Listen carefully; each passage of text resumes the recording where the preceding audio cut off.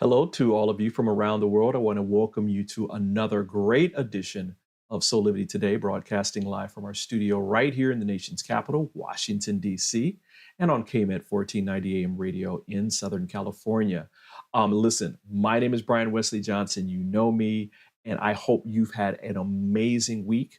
We have a fantastic show coming up because today is our Hot Topics Friday, where we bring you news stories and other information that you may or may not have heard around the world. We're so glad that you're here because, again, this stuff is going to be amazing. So let's get to our first story. A couple of weeks ago, former President Jimmy Carter celebrated his 99th birthday with his wife, Rosalind, and their children, grandchildren, and great grandchildren in Plains, Georgia. Now, as tributes poured in from around the world, it was an opportunity for the Carter family to honor his personal legacy. And to commemorate that, here's a video of his grandson, Jason, talking about the decades-long UAE Carter Center partnership, which has helped avert at least 80 million cases of the devastating guinea worm disease, which later expanded to eliminate additional neglected tropical diseases that affected the world's marginalized and most vulnerable community. The United Arab Emirates is one of the Carter Center's most valued partners, and it is our pleasure to celebrate this fourth decade of partnership to combat neglected tropical diseases.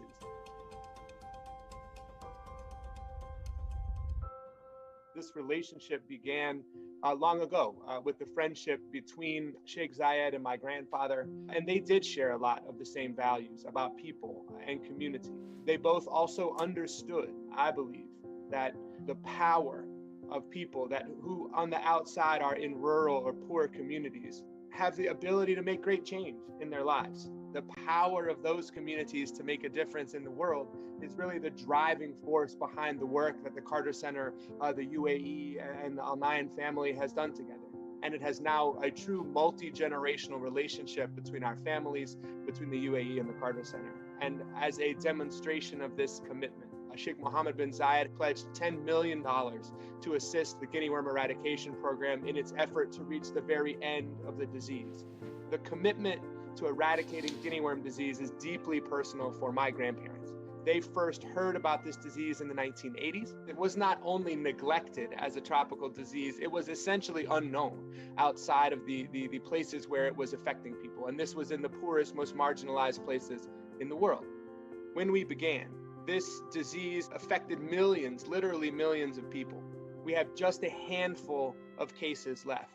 So we have the ability, we've come to that last mile, but one of the things that we have learned and that we understand is this last mile is crucially important. We congratulate Sheikh Mohammed on his many initiatives to combat disease, including creating the Reaching the Last Mile Fund, founding GLIDE, the Global Institute for Disease Elimination, and his personal philanthropy. My grandparents have spent a great deal of time in the UAE over the years. They cite it as one of their favorite places to visit. When I became chair of the Carter Center's Board of Trustees, one of my very first trips was to the UAE to say thank you to our partners. And I am excited to come back and pay another visit.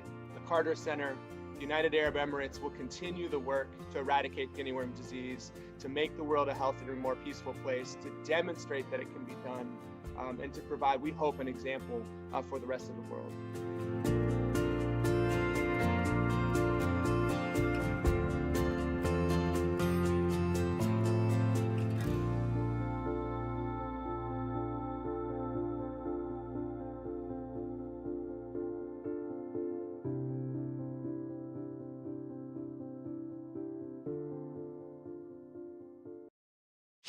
Absolutely amazing. I'm remembering a story about Jimmy Carter, where I think just up until recently, over his lifetime with Habitat for Humanity, he personally assisted and supported the building of over 6,000 homes.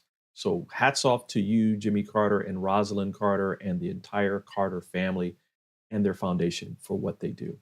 Let's get to our next story. Did you know that Black and American Indian Alaska Native women have higher rates of pregnancy related death compared to white women in America? Well, the fact is, maternal and infant health disparities are symptoms of a broader underlying social and economic inequity that are rooted in racism and discrimination.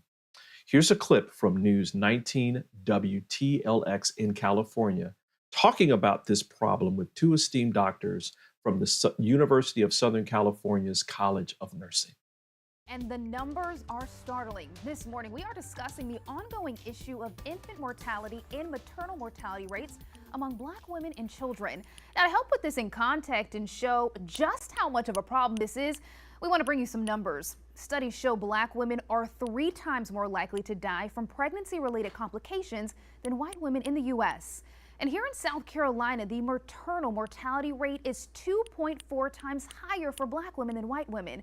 And when it comes to Black infants, they are dying at a rate nearly 2.5 times of that of white infants. So this morning, I am joined by Assistant Professor Dr. Jules Scott and Associate Professor Dr. Tisha Felder with USC's College of Nursing. Both, I want to thank you so much for joining me early this morning to have a very important conversation. So thank you so much. Absolutely. Thank you for having us. Yeah, absolutely. Thank you. All right. So first question is, what are some contributing factors to this crisis? Yeah. There are so many contributing factors, and I think what we know is that a lot of these deaths are preventable. And so I think when we think about that they're preventable, then that means we have to take action. There are things that happen before the woman gets pregnant, so preconception, access to care, access to providers that actually will listen to Black women when we come in and present to the healthcare provider. Or a few that come to mind, cardiovascular related conditions are huge and something that we can absolutely address. Yeah, absolutely. The fact that it's preventable, I think, is one of the most heartbreaking aspects of this whole situation, is it doesn't have to be this way. Now, Dr. Felder, I want to talk to you about what are some of the impacts of these racial disparities that we see when it comes to moms and babies? So one of the areas that I focus a lot on is breastfeeding promotion. And we know that if mom's birthing process is traumatic, she has a lot of issues, it makes it almost impossible for breastfeeding. And we know that human milk is the most powerful resource we have for improving the lives of our infants. And unfortunately, many Black infants are not as likely to be breastfed as other infants. And so this becomes kind of this cycle that not only impacts, unfortunately, the health of mom, but also of the baby. Now, I want to talk a little bit more about this. Both of you are doing such important work and research into this topic.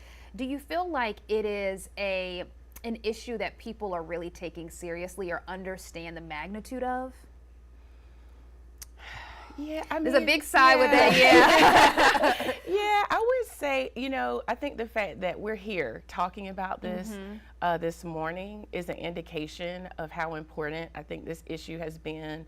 And I think, Dr. Scott, you know, you'd agree. Like, I think we're talking about this a lot more. I think so. I think we're gaining some momentum, which is great and needs to happen. I think there's been a number of really highly published deaths that have happened and near experiences among celebrities, and that has also brought attention to this issue. And I think now that we're aware of it, then it's about what are we going to do. We know that women who have like preeclampsia in their pregnancy are at increased risk of having that happen again in a subsequent pregnancies. And so that's high blood pressure and some complications during pregnancy. And right now we don't have good interventions for these mothers. After they have their babies, then what are we doing to help support them so that this doesn't happen again? How do we support them? Also thinking about across the life course, because once you have high blood pressure in pregnancy, your risk for cardiovascular disease increases as well. And so it's what happens in pregnancy, what happens in that 6 weeks and the year after, and then even thinking about the broader life course picture. Yeah, absolutely. Now, I want to bring a statement that DHEC, they just released some numbers, and this is coming from Kimberly Seals, and she said earlier this month, we must continue our work to ensure we are reaching more expecting parents so we can close this gap, which will assist in bringing the total infant mortality rate down as well. How do we close the gap? We know DHEC is doing work. You are both doing work at USC, but how as a community can we help close this gap? One thing is policy. We know that, I think Dr. David Williams, who's a health disparities expert, said all policy is health policy. Wow. And so I think that good policies such as, some that we even have here in South Carolina. So now that our state employees have parental leave, and that's a big deal, that gives mom and her body and her baby time to connect, to rest, to heal from that process. We also know that expanding coverage for Medicaid, so to cover not just that birthing process, but also the postpartum care. And so those types of things, I think, are things that we can do in the community to support those policies, and that will really, just help our families. Absolutely. I want to thank you both so much for joining me this morning. Moms, make sure that you continue to advocate for yourself. Families, advocate for these mothers as well. Wow, we're going to take a quick break, everybody, but don't worry, we've got even more of Soulivity Today coming up. Stay tuned, we'll be back in a couple of minutes. Soulivity Today is brought to you by Happy Travelers Tours and Old Vine Wine Tours.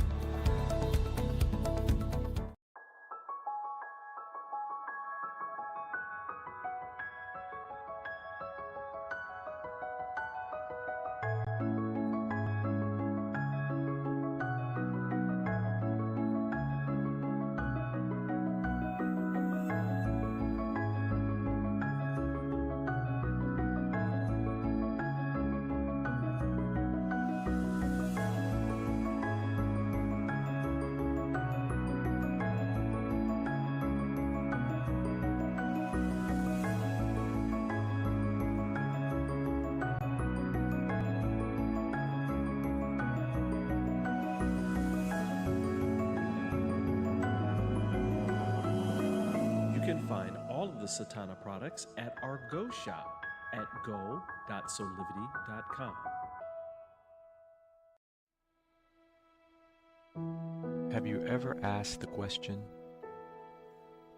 if I was to be anything, what would I be? Regardless of money, regardless of status, beyond popularity and fame, living your passion, feeling your life has purpose. Soulivity is a space to nurture that which lives in all of us, a place where work can become play, and doing what we love creates the dreams of a lifetime.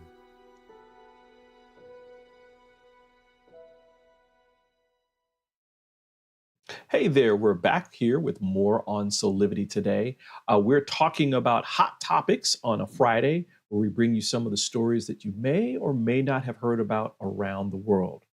Well, there is exciting news from the world of space and technology. Another space race is on.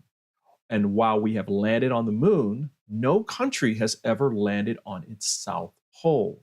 So, space agencies from the United States and China are in a race to get there first and plant their country's flag there. Here's more on this amazing story from Newsthink. We're in a space race with China. NASA Administrator Bill Nelson is warning that China might start claiming territory on the moon. You see the actions of the Chinese government on Earth. They go out and claim some international islands in the South China Sea, and then they claim them as theirs. So naturally, I don't want China to get to the South Pole first with humans, and then say, this is ours, stay out. That's the moon's south pole he's talking about. Spacecraft have detected large amounts of water ice in the lunar South Pole, in areas that never received sunlight. That ice could potentially be extracted and used for air, drinking water, and rocket fuel. NASA plans to send a rover called Viper in 2024 to further explore the area.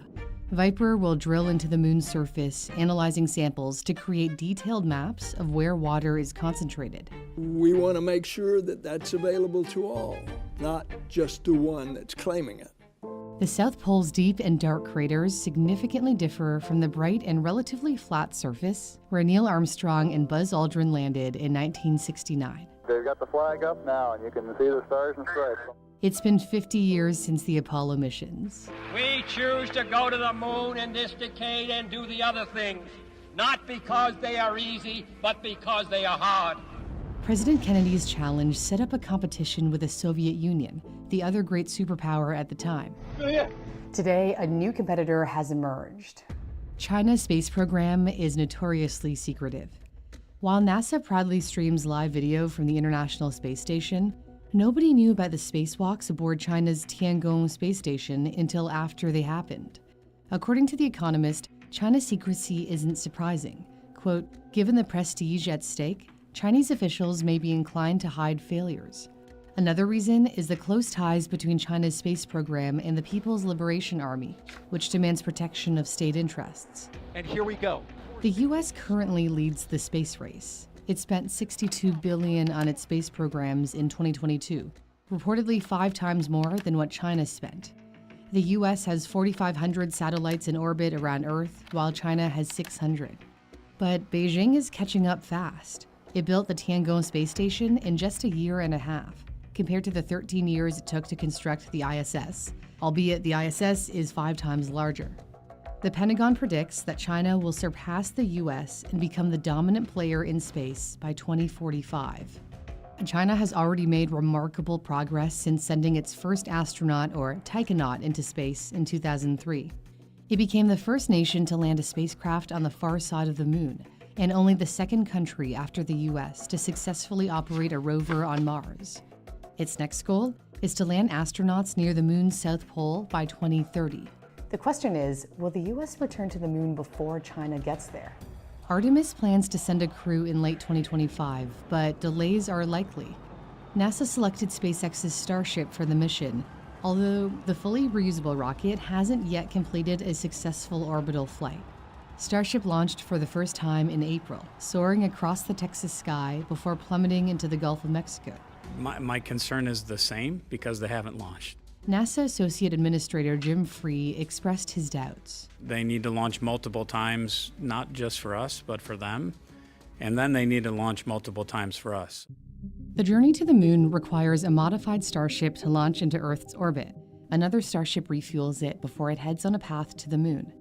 NASA's SLS will launch from Earth carrying crew in the Orion spacecraft, which meets up with Starship in lunar orbit. Astronauts will transfer from Orion to Starship, which will take them to the moon. Since there's very little atmosphere on the moon, Starship is modified to do without fins for landing. For the trip home, Starship meets up with Orion left in lunar orbit. The crew transfers over to Orion for the return to Earth. But imagine a scenario where the SLS and Orion aren't needed. Starship could launch with the crew aboard, rendezvous for refueling with another Starship, and then head to the moon. This version of Starship retains its heat shield and flaps, ensuring a safe and controlled descent for landing back on Earth. China is planning its own version of Starship, the Long March 9, but it's believed to be a decade away. Starship may be NASA's pivotal asset in outpacing China in space. NASA's relationship with SpaceX is one of its 169 international partnerships, a network far more extensive than China's alliances with Russia, Iran, Pakistan, Thailand, and Turkey. The possibility of the U.S. and China working together is off the table. Congress passed the Wolf Amendment in 2011, which prohibits NASA from working with Chinese government-owned entities due to fears of technological theft, risks to national security, and worries about human rights abuses. So the US and China are on separate paths to the moon. Whoever wins the race could gain a considerable advantage, as the moon is considered to be the critical stepping stone to Mars. The race is on and the stakes are high. Wow. We're going to keep on this story. I'm a space nut, so I want to find out, who's going to get there first, and if it really is off the table of China and the U.S. working together to get there. So we're gonna talk more about that later. Listen, let's get into our next story. It comes from the motherland of Africa, where thankfully several important historic artifacts have been returned home to Kenya, their place of origin. Now, here's more from the New African Channel on this amazing story. For centuries, Africa has endured the heartbreaking loss of its invaluable artifacts, stripped away by colonial powers and collectors driven by greed. These stolen treasures, imbued with immense cultural and spiritual significance, represent the very essence of African heritage. Their removal from their rightful homes stands as a haunting testament to the deep injustice inflicted upon African communities. However, some Western institutions are making huge efforts to return stolen artifacts in their possession, serving as a glimmer of hope and reigniting the discussion around the imperative need for the repatriation of every African artifact scattered across the globe. But as we celebrate these victories, we must ask ourselves a profound question. How can we rectify the past and foster a future where every African artifact is reunited with its origins, restoring dignity and healing the wounds of historical plunder? Hello and welcome. This is Rain Smith, and you are watching the New Africa Channel. According to multiple news reports, 37 wooden memorial statues known as Vigango are being returned from Illinois to Kenya, where officials believe they should have remained and never been removed. The Illinois State Museum reported that the Vigango statues have been returned to the National Museums of Kenya for repatriation to Mijikenda villages. Officials from the Illinois State Museum and other museums and universities that had Vigango in their possession announced that they will visit Nairobi this week to participate in a ceremony to recognize the return of the sacred objects. The statues, which stand as tall as 7 feet, are regarded as important cultural relics because they portray deceased male enders and are thought to contain their spirits. They were often erected in front of a homestead in memory of a male elder in the Mijikenda community who had died and were not meant to be moved. The Vigango were initially removed from Mijikenda villages and sacred sites in the 1980s and bought by art collectors, according to officials. They were then transferred to the Illinois State Museum as part of a significant African art collection, but unbeknownst to the museum, the Vigango never should have been taken in the first place. It's important for these communities that the Vigango go back and are part of the community again. Dr. Brooke Morgan, curator of anthropology at the Illinois State Museum, said in a statement, because it means that their community will be healthy in terms of spiritual wellness, and that these things can't be separated from their communities. These items are sacred and inalienable from the people who created them, Morgan said. Separating Vigango from their rightful owners harms the spiritual well-being of the whole community. The museum has long recognized the importance of returning these statues to Kenya and appreciates the institutions that have helped pave the way for such a significant large-scale return, she concluded. Indeed, members of the community revere these statues and frequently attribute disasters like disease, drought, and crop failure to their absence, according to Linda Giles, a retired anthropology professor at Illinois State University who has studied the Mijikenda and other coastal villages. Dr. Giles said she was delighted to see more museums return artifacts to their home countries. It takes a while, but it's catching wind, she said. Museums are deciding they shouldn't have these. Also, the sacred connections these artifacts have with their countries of origin are why curators like Dr. Morgan of the Illinois State Museum believe these museum artifacts should be returned. We just don't have the right to them, said Dr. Morgan. They represent a spirit, she added. Sadly, even after museums decide to repatriate artifacts, Dr. Morgan says they must navigate a maze of red tape. When Dr. Morgan started working at the Illinois State Museum in 2018, she was advised that returning the statues was a top priority. However, the museum waited since the beneficiaries would have to pay high costs. Because they are deemed art, the artifacts would be taxed upon entry into the country. This is one of the main reasons why museums around the world continue to hold and exhibit stolen antiquities. However, since repatriation remains a topic of debate and organizations that have not done so face increased scrutiny, more are embarking on what may be a lengthy process to return assets.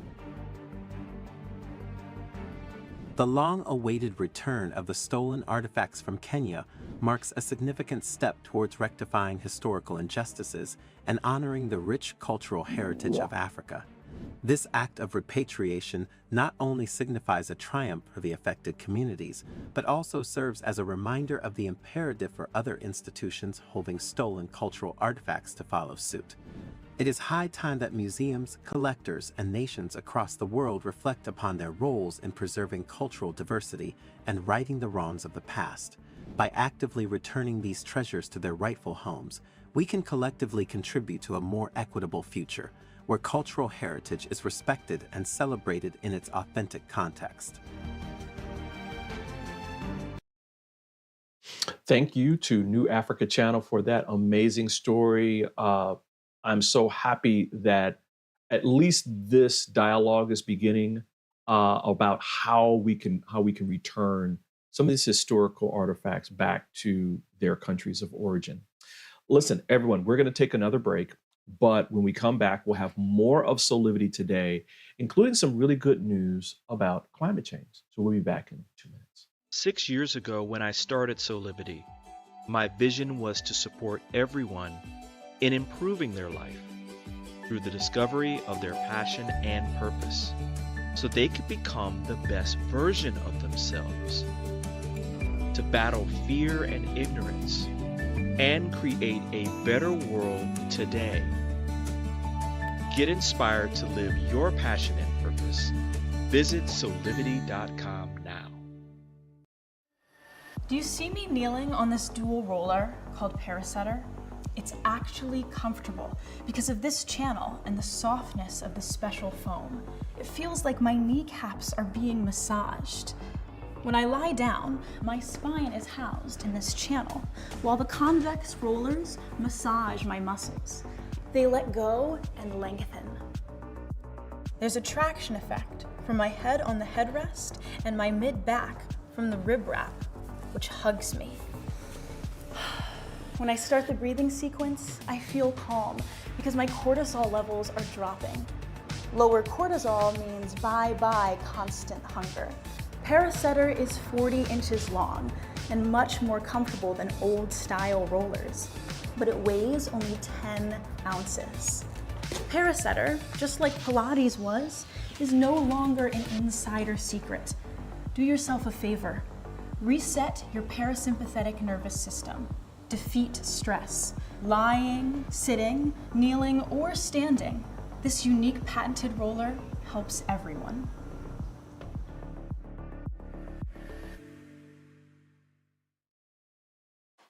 Hey, we're back with more amazing stories on SOULIVITY Today. We are talking hot topics where we bring you some of the stories that you may or may not have heard about around the world. Now, let's get to our next story. You know how there's so much discouraging news reports about the effects of climate change? Where here is one that will actually make you feel good about what we've been doing to combat it. You know, scientists believe that our efforts are having a positive effect on the ozone layer. Here's more about this great news from NBC News. So you know how every time it feels like people on the news talk about the climate crisis, it is bad news, it is gloom, it is doom. Well, how about this? Some good news on this tonight, because scientists today say the Earth's ozone layer is actually healing. Look at these pictures. This is a big deal. The ozone layer, you know, is the thing that blocks radiation from the sun that's been linked to skin cancer, cataracts, crop damage. The ozone layer protects us from some of that. You can see this animation now that NASA is releasing. The change in how thick the ozone is over the last few decades. It's actually getting better. And why is it getting better? Because people aren't using as many, manufacturers aren't producing as many CFCs, chlorofluorocarbons. This is something that's in insulating foams, it's a refrigerant, it's not good for the ozone. People kind of got smart to that, and it's been used less and less. That's been making a difference. Now listen, here is your grain of salt caveat, right? The progress is slow. They hope this hole that's actually a thinning in the layer over Antarctica is going to be filled, but it'll take some time. 43 years. Time, specifically, to be exact. Bill Cairns is joining us now. And Bill, like we always have you on to talk about the destructive storms, and especially what we're seeing, for example, in California. We often ask you about the climate connection as well. And this is a big deal for the climate because it means that not all hope is lost, right? That things that humans can do can actually help undo the things that humans did before. Hallie, in terms of environmental issues, this is the biggest victory that we've had in humanity. Like, we had a major problem.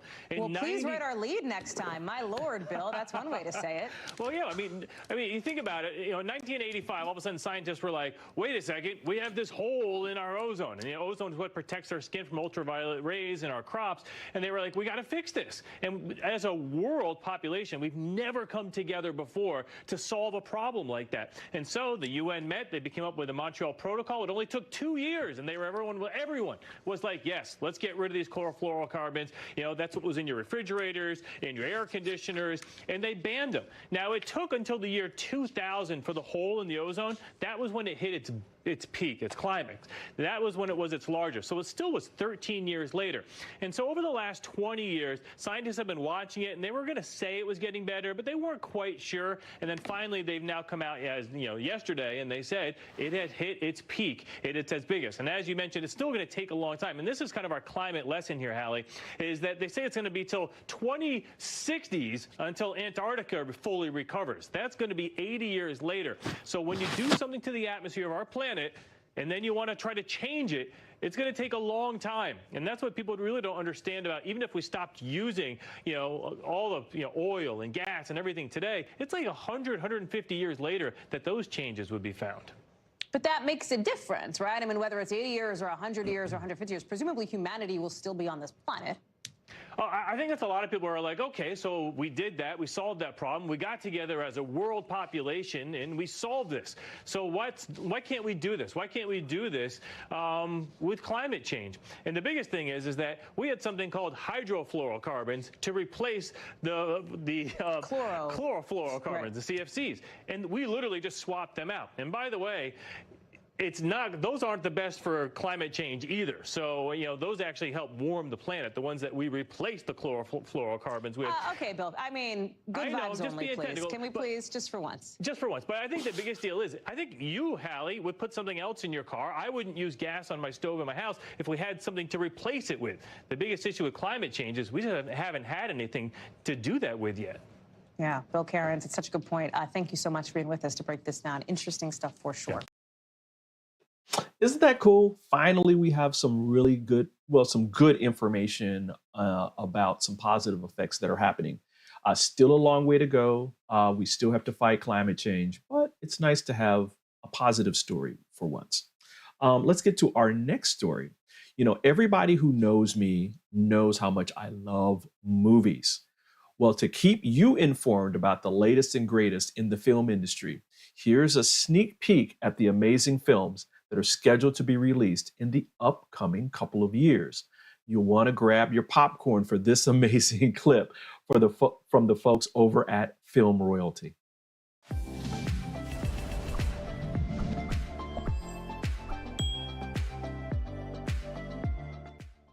Prepare for an exciting cinematic journey with enchanting stories and thrilling adventures. From Godzilla to Ballerina, upcoming movies promise something for everyone. Get your popcorn ready and mark those release dates for an unforgettable movie experience. Mufasa: The Lion King, July 5, 2024. Coming in 2024 as part of Disney's upcoming movie lineup is Mufasa: The Lion King, which is a movie that comes before the original The Lion King. Right now, the only thing we know about the story is that Mufasa will be shown as an orphan, and the storytellers will be Timon and Pumbaa. Barry Jenkins is the director, and he's going to explore Mufasa's life story, his history with Scar, and how he became the ruler of the Pride Lands. Excitingly, you'll get to watch Mufasa: The Lion King in theaters, rather than on Disney Plus directly. Godzilla x Kong: The New Empire 2024. Get ready for another epic showdown on April 12, 2024, in the sequel to the 2021 MonsterVerse hit. Directed by Adam Wingard, this film features an impressive cast including Dan Stevens, Rebecca Hall, Brian Tyree Henry, Kaylee Hoddle, Fala Chen, Alex Ferns, and Rachel House. But here's the twist. Instead of being foes, the legendary kaiju Godzilla and Kong seems to be joining forces this time. They're teaming up to face a massive hidden threat lurking in our world. Leading the charge is Dan Stevens, and he's joined by familiar faces from Godzilla vs. Kong. So get ready for more monstrous action as Adam Wingard, the director of the previous film, takes the helm once again. Kingdom of the Planet of the Apes 2024. Set to hit theaters on May 24, 2024, and directed by Wes Ball. This film features a talented cast, including Owen Teague, Freya Allen, Peter Macon, Ika Darville, and Kevin Durand. Now you might be wondering how the story continues, since Caesar, the chimpanzee who led the apes to global dominance, met his end in War for the Planet of the Apes back in 2017. Well, fear not. The franchise marches forward with a fresh perspective, set in a distant future beyond the events of war. Wes Ball, known for his work on the Maze Runner films, is at the helm to bring this exciting new chapter to life. So, get ready to embark on another thrilling adventure in the world of apes and humans. Ballerina, June 7, 2024. Ballerina is an upcoming action thriller set within the shared universe of the John Wick movies. It marks the franchise's inaugural spin-off, distinct from being a direct sequel, and its narrative fits within the canon between the events of the third and fourth John Wick films. Returning to their iconic roles are Keanu Reeves, Ian McShane, and the late Lance Reddick. The movie stars Ana de Armas as an assassin on a quest for vengeance against those responsible for her family's demise.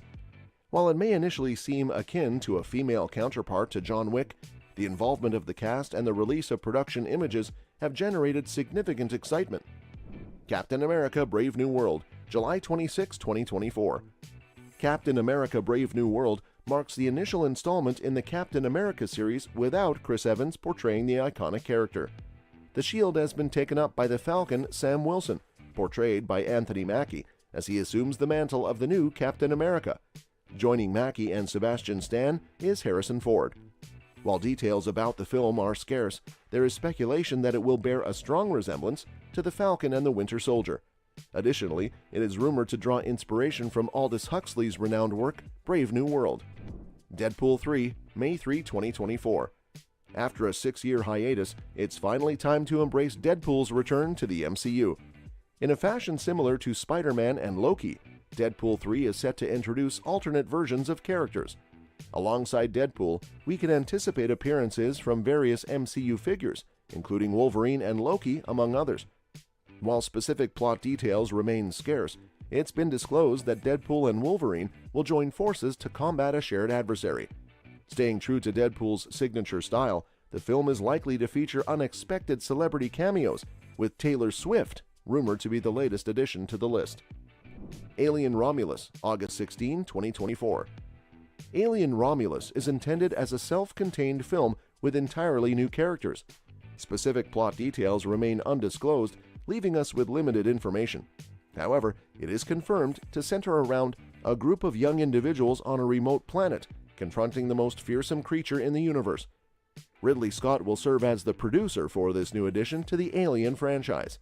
He will collaborate with seasoned horror filmmakers Fede Alvarez and Rodo Sayagues, known for their work on Don't Breathe and the 2013 Evil Dead. Sonic the Hedgehog 3. Hold on to your rings, because Sonic the Hedgehog 3 is racing into theaters on December 20, 2024, and it's bound to be a high-speed adventure. Jeff Fowler is back in the director's chair, steering the action-packed journey of our favorite blue speedster, Sonic. Returning to their roles from the previous movies are Ben Schwartz as the voice of Sonic, Colleen O'Shaughnessy as Tails, and Idris Elba as the tough Knuckles. However, there's a bit of uncertainty about Jim Carrey reprising his role as the villainous Dr. Robotnik, but he's been thinking about retirement from acting. But don't worry, a new baddie is coming to shake things up. In the post-credit scene of Sonic 2, the second film in the series, we got a sneak peek of Shadow the Hedgehog, a formidable adversary who's all set to challenge Sonic in this upcoming installment. So, get ready for another thrilling Sonic adventure. The Batman Part 2, October 3, 2025. Warner Brothers and DC Comics recognize the incredible potential within the Batman franchise, a world filled with a wide array of characters, villains, settings, and mythologies. Because of this, they're actively working on multiple Batman-themed movies that differ significantly from each other in terms of their timelines, cinematic universes, and overall themes. We had The Batman in 2022, starring Robert Pattinson as a young Dark Knight, facing off against particularly menacing versions of iconic Batman foes like the Penguin and the Riddler. The film, directed and co-written by Matt Reeves, executed this vision so effectively that Warner Brothers recognized the potential for further exploration, especially given the impressive box office earnings of $770.8 million, highlighting the significant audience interest in the project. But even before all these exciting projects, there's another full-fledged Batman movie in the pipeline. According to DCU executives James Gunn and Peter Safran, The Batman Part 2 is set to hit theaters on October 3, 2025. What makes this one unique is that it won't be part of the main DC universe, but will instead be classified as a DC Elseworlds project, creating its own distinct narrative universe separate from the broader DC universe. Get ready for more thrilling Batman adventures. Superman Legacy, July 11, 2025. With the launch of James Gunn and Peter Safran's fresh DC universe on television, led by Waller and the Creature Commandos, the upcoming movie Superman Legacy is poised to be the flagship of this reinvigorated franchise. Mark your calendars for its release on July 11, 2025.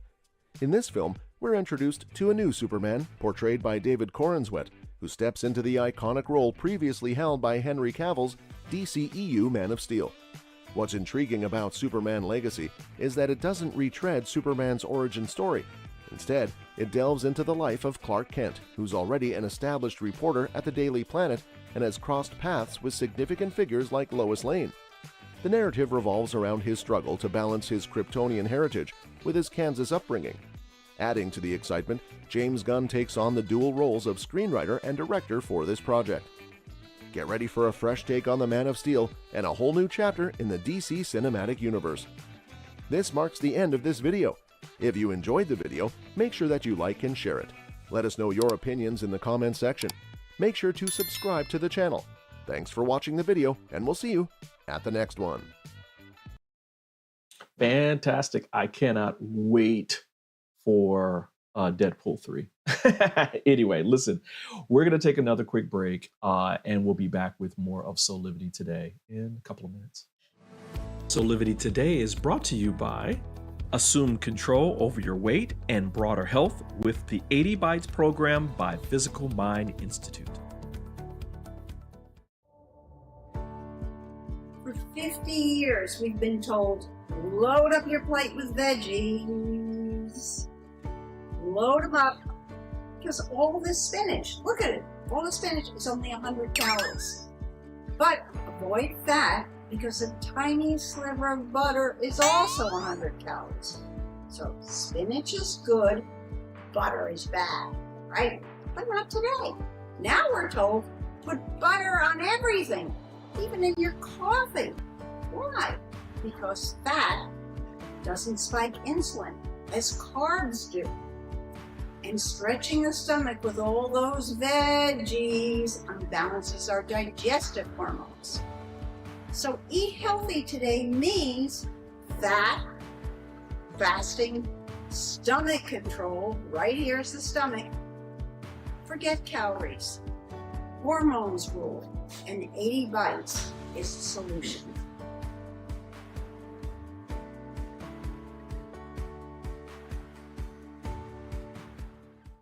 Are you ready to take that first step towards true, unwavering inner happiness? Are you like thousands of people who have everything they need, not want, but need, and still can't seem to find happiness and fulfillment in their lives? If so, the Steps to Happiness show is for you. On my show, you will learn about the principles and practices that lead to true inner happiness. Because guess what? It isn't found in our external environment, but within ourselves instead. Together with my guests, we will explore the latest physical, mental, emotional, and spiritual well-being practices, and together we'll advise you on the actionable steps you can take towards a happier, more fulfilled, authentic life. So I invite you to join me each week on SOULIVITY TV on the Steps to Happiness show with me, Teresa Greco. Hey there, we're back with more of SOULIVITY Today. Let's get to our last story. Freya Rossetti, 32, was just 11 years old when her dad, Philip Hargraves, died of esophageal cancer at the age of 53. But in the weeks before he died, a pub landlord, he wrote 9 cards to Freya, 8 for birthdays, and a final one on her wedding day. Then that special day came with Freya's mother reading this final card to commensurate her everlasting love for her. You know, here's more of this really heartwarming story from The Independent across the pond in London, England. Phil, my late husband, and Freya's much-loved dad. Most of you will know he died when Freya was 11 and left a huge void in her life. Whilst he was very ill, I brought a selection of cards and helped him to write them for Dan and Freya to receive on their birthdays and on their wedding day. I have the last one here today for Freya, and she would like to share it with you and so include her dad on her special day. Sorry, guys. This is 20 years old now. Freya, I wish I could be standing next to you, the proudest dad in the world, to walk you down the aisle, to the man that you love and to the next chapter in your life. Today is your day. Enjoy everything about it. Laugh, cry, be happy and confident. Face everything full on. You will then succeed in your life together. You gave me some of the proudest moments in my life with your sense of humour, intelligence, understanding and caring nature. Don't ever change. Love you forever. Oh man, I love that. I love that. Such a great, great story. Listen, everybody, we're going to take another quick break and we'll be back with more of SOULIVITY Today in just a moment. Hi there, Sheila Applegate here with some exciting news. I've joined the incredible SOULIVITY team as the host of the new Consciously Awesome live show, where I will be sharing insights to help you discover your full brilliance and claim the vibrant life you deserve. So tune in every Wednesday right here on SOULIVITY TV to join the fun, and remember to subscribe to the channel so that you don't miss a single episode. Have an awesome week, and I will see you on Wednesday.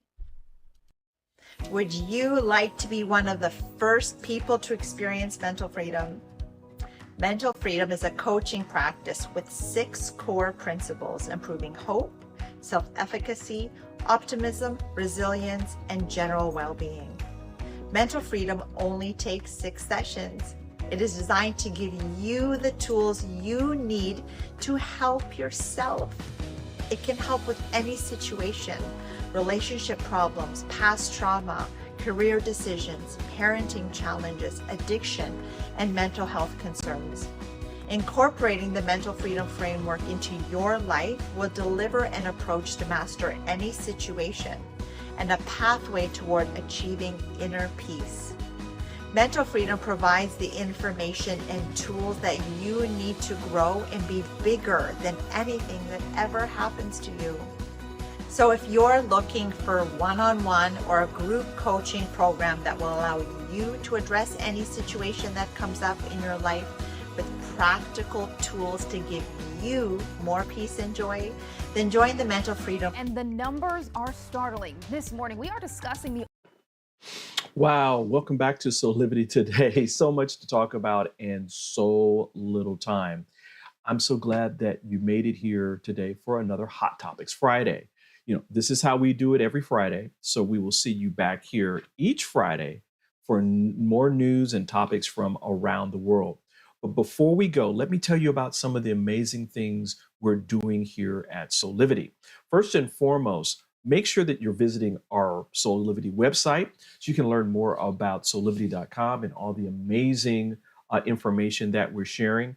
And visit our SOULIVITY Today sponsors, Old Vine Wine Tours, that's doing some amazing trips and experiences to the Sonoma Valley of California, as well as check out 80 Bites, which is a fantastic free mobile app that is all about portion control and training your stomach so that you can manage your weight more effectively. Also, make sure that you're following us on social media. where you can learn more about all the happenings at SOULIVITY and our partners. We're on all the major social media platforms. But also remember that when you go there, go to our YouTube page and channel and subscribe, because when you do that, you'll find out whenever we're going live, and you can never miss a show. Also, all of our shows are there as well, so go check those out, including Steps to Happiness, Beauty and Gratitude, all the SOULIVITY Today shows, as well as Consciously Awesome Living. Trying to think if there's anything else I need to tell you guys about. One last thing, coming up on October 25th, Wednesday, is another Joy Keepers Cafe. That's in a couple of weeks. Make sure you go to joykeepers.org/cafe and reserve your seat. The time is at 11 a.m. Eastern, 8 a.m. Pacific time, 4 p.m. GMT in London, or at 5 o'clock in the evening time in Copenhagen. Listen, we really, really, really appreciate you being here for another SOULIVITY Today. I just, on behalf of all of us, I want to say thank you for joining us. This is what we do. We're trying to empower you every single day, and bring you news and information that is going to help your life better. So come back and join us every Monday through Friday at 8 a.m. Eastern time for our live broadcast on all of our SOULIVITY platforms. Or you can listen to us if you're out on the West Coast at 8 a.m. Pacific time on our amazing partner, KMET 1490 AM radio in Southern California. Waving to all my family out there saying, hey, hey, hey, hey, hey. Listen, until next time, please keep on having real conversations that empower you for your passion in terms of what you love to do, using that to serve, which is your purpose, and creating a life full of high quality living today. On behalf of everybody here at SOULIVITY, this is Brian Westley Johnson saying thanks again, and we'll see you next time. Bye for now.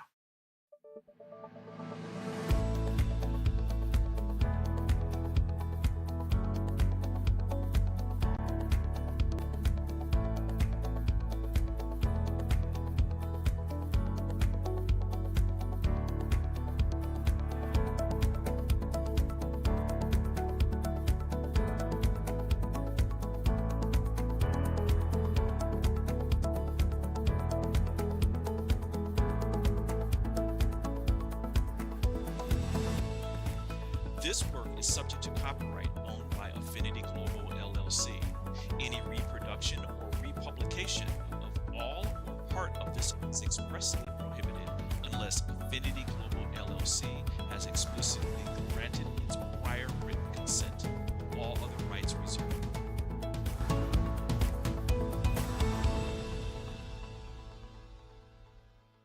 Six years ago, when I started SOULIVITY, my vision was to support everyone in improving their life through the discovery of their passion and purpose, so they could become the best version of themselves, to battle fear and ignorance, and create a better world today. Get inspired to live your passion and purpose. Visit